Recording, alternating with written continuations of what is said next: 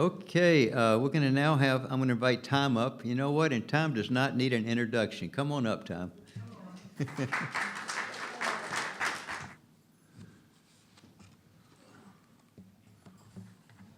Well, excuse my leisurely clothing. I have never worn blue jeans to this fellowship before. But I thought, it's kind of a homey evening, Christmas Eve, so I kind of dressed down. That's okay. Well, when I was growing up, Christmas was a time in which we told stories and remembered things about people that had been forgotten. We kind of went over the family and went over what we thought about things. And a lot of it was old stuff we'd heard before. Some of it was different kind of stuff. We didn't know what to think. And then some of it was new stuff that we kind of marveled at. I had a very curious family and a very funny family. My family used to sing things a lot. We would spend whole days, pass the coffee, please. Thank you. What about the eggs? The eggs, the eggs, the eggs. What do you think of the eggs? I like them very much. Thank you, thank you, thank you, thank you. Dun, dun, dun, dun, dun. That's what my house was like.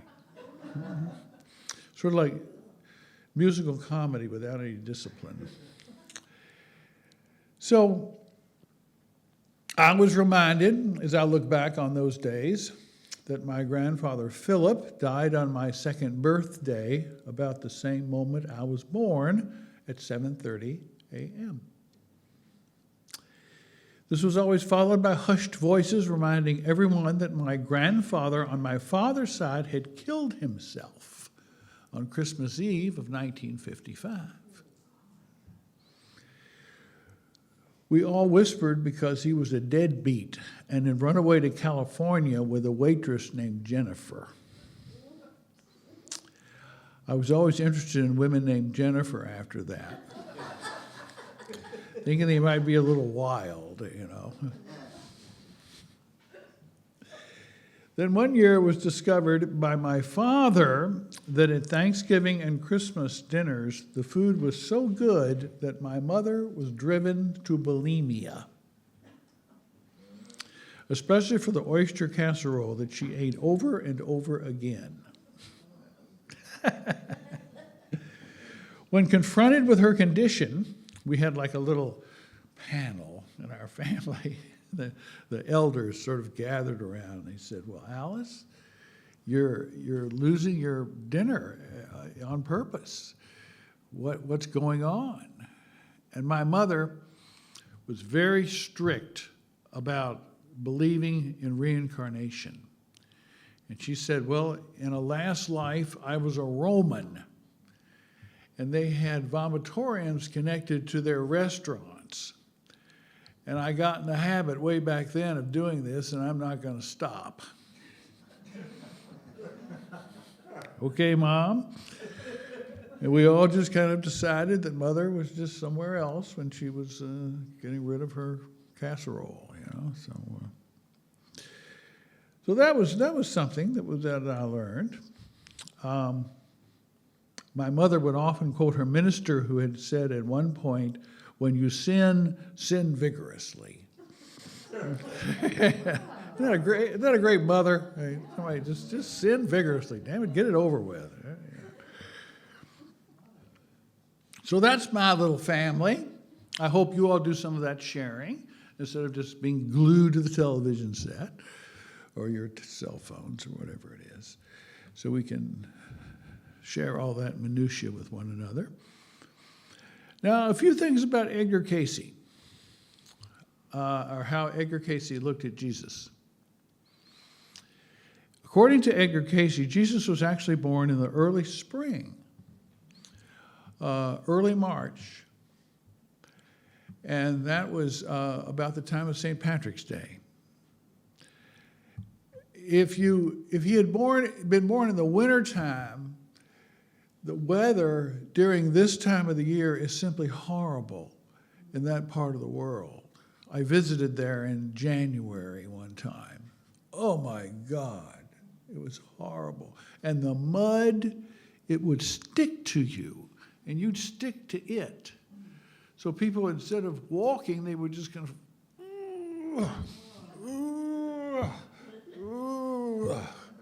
they'd have never made it. They never would have made it during the winter. So, March 18th, March 17th, that makes more sense.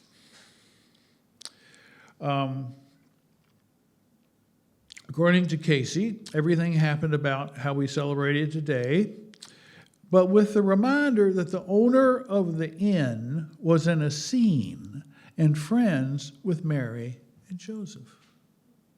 They weren't as alone out there as you would think. In this part of the world and in this time of the world, people knew each other. They knew each other well. They liked to talk with each other and get together with each other. That's why they had festivals, because they didn't have any TV or radio or cell phones or computers or anything. They just had each other, and that was very nice.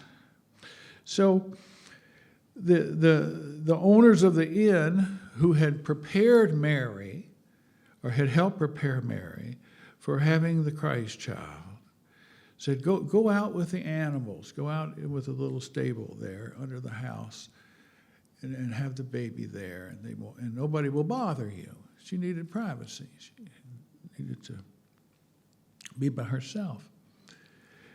And there was a star and shepherds and some astrologers, probably from modern-day Iran, who brought symbolic gifts for this world teacher, Jesus. So a lot of what we read, see, when I went to the seminary, you probably don't know this, we were debunking everything.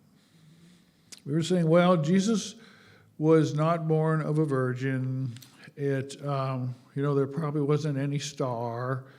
The wise men probably weren't so wise. They were just kind of people wandering around. And so a lot of the mystery and the beauty and the charm of Christmas started to get lost. And so we were kind of selfish in that we just kind of pull out this little thing and that little thing and that little thing as authentic, and the rest was just made up. And the tide is turning on that perspective, but that's what I kind of grew up with in the seminary. So it's really good to hear that most of this really happened in the way we're used to it happening. A star, a virgin birth, all that kind of thing. That's the supernatural. We don't believe in the supernatural anymore. We think it's just something out there that we just can't pay attention to. And also, according to Casey, this is really wild, Jesus had 32 lives. Jesus had 32 lives before he was born as Jesus. Isn't that amazing? I mean, it was not just Jesus. We have Jesus as this poor, simple carpenter, making chairs and, fixing the door and all this kind of thing. He wasn't that way at all. He was educated. He'd been places. He was in Persia, in India, in Egypt. And he had these past lives. And one of the past lives Jesus had was as Adam. That he was the one. Casey was asked, when did Jesus know himself? And it says, when he fell in Eden. That was Jesus. And St. Paul, says the Adam was raised onto the cross in Jesus. So there's that wholeness that comes about with Jesus. He was the first and he was the last. He was the Alpha and the Omega. We think, well, I want my simple Jesus back. But we won't get him back because we're learning about Jesus as a person now. and a person who has a history. The Jesus soul also achieved perfection in the long lifetimes as Melchizedek and Enoch. That is, he didn't die, but went straight to spirit. So Jesus had past lives in which he was not exactly resurrected, but he didn't die. Also, Melchizedek was supposed to have lived 336 years or something. So that's kind of amazing. And then there was Melchizedek. He was Melchizedek. Now, when I was ordained a priest, I was also ordained into the order of Melchizedek forever. So the church says, well, he's not our priest anymore, but he does have this little connection with Melchizedek. That's nice. Jesus was also Joseph with the dream coat, And Casey says that his life as Joshua was marred by his killing of so many people in the battle for the city of Jerusalem, and the cross was Jesus' karma for his crime against humanity. Isn't that amazing? Jesus had karma, and the cross was his karma.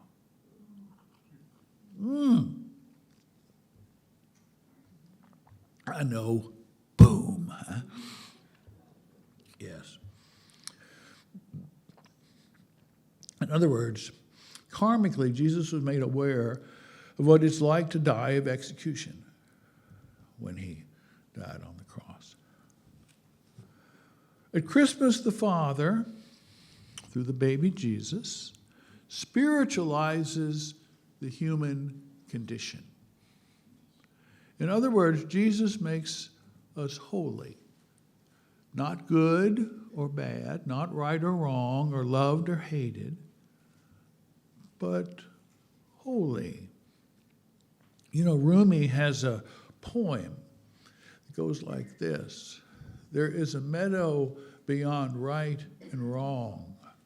I will meet you there. I think that's what Jesus does. That's that voice of Jesus in Rumi. There's a place beyond being right and wrong and good and bad and old and young and all the differences that we make of ourselves. There's a place beyond all that, and Jesus is waiting for us there.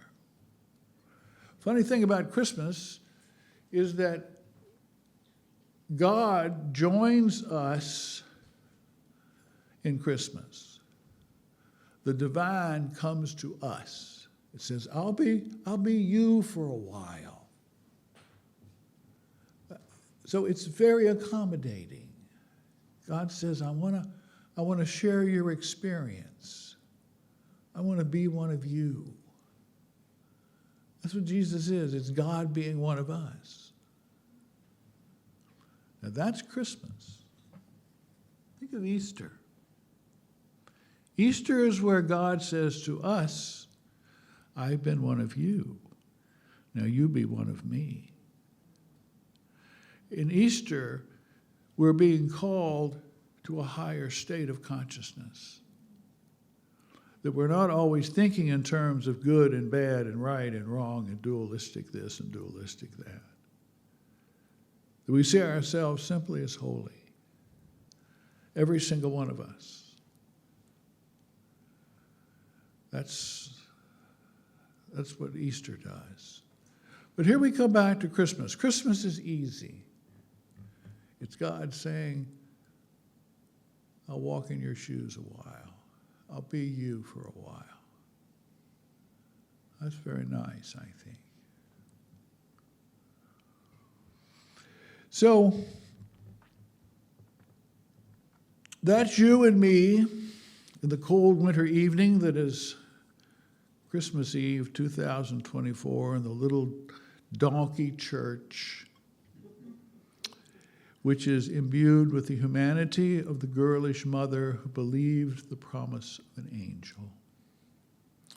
Now, when I say that the fellowship is the donkey church, I do not mean it's a throwaway church or full of donkeys.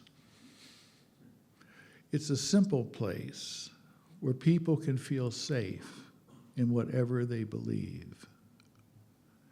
To me, that's the finest gift that any church ever gave me.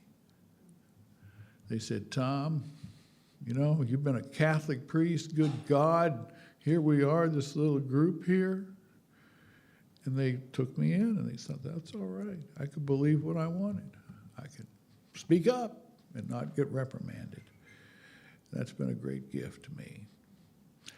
I realized tonight was just a kind of wandering thing, but a wandering thing is what we are.